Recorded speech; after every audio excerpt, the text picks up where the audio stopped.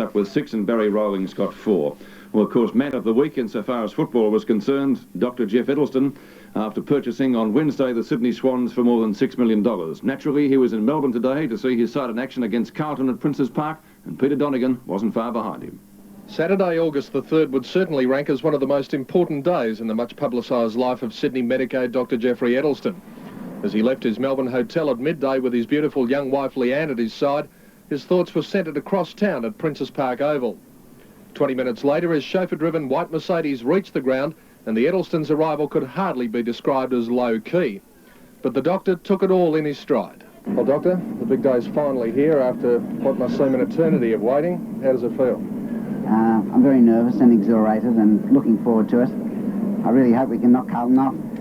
Now, your comments this morning about various aspects of the ownership of the Swans, one of them was that a National League is just around the corner. Do you think that that's a reality when you consider that a lot of clubs are in financial difficulties at the moment? I think that overall for the code there's more money in a national competition.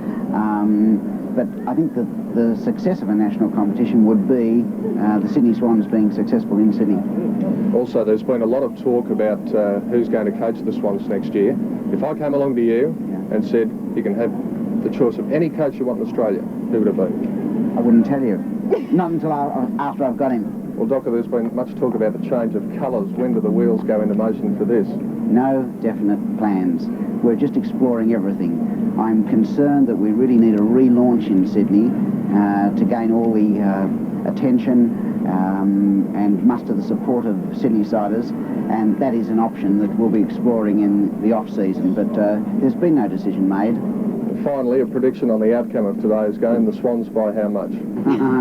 Look, I'd be happy if they got home by 1 point, but I mean, one has to be realistic. Carlton are playing very well and it's going to be very difficult, but I think you'll get a good performance. They certainly will be trying hard. The hectic schedule then continued. It was upstairs and the presidential lunch with Carlton Supremo John Elliott, himself no stranger to multi-million-dollar deals, so there was certainly none of the raw prawn bandied around here.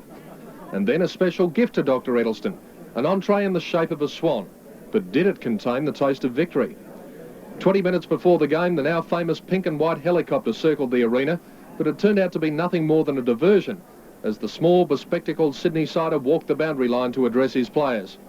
Soon afterwards, the Swans made their grand entry through the red and white banner, but it seemed that the sticky tape presented a few problems to skipper Mark Browning. As Dr. Edelsten made his way back to the social club stand, one dyed-in-the-wool supporter offered him a few well-chosen words of advice. You change your clothes, you're going to be murdered. Don't you change your colours. And then the game was on, and what a start it was for the Swans. Less than half a minute after the bounce, Warwick Capper was freed, and he brought up a major score, much to the delight of Mr. and Mrs. Edelsten. John Elliott, though, appeared singularly unimpressed. Even though the ground clock wasn't working, the flamboyant doctor was enjoying every minute that ticked by, as the Swans continued their brilliant early form. However, as the match went on, Carlton chipped away, and despite the Edelstens' urging, the Blues ran out victors by 34 points. Well, Doctor, about 3 hours after we spoke to you last, not the result you'd hoped for, I'd imagine. No, but I think we've got a tremendous basis for the future. I'm very optimistic. I think the players did quite well. We're just missing a few key position players and just a little extra talent. And I'm very optimistic for next year. I think with some selective recruiting over the summer months, we're going to really give them a shake next year. Gee, it certainly was a great start to the game. They opened up like a rocket.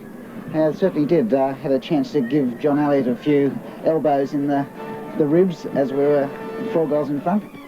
Peter Donegan, our reporter at Princes Park this afternoon. Week 7's Big League for round 19, and the order of the day,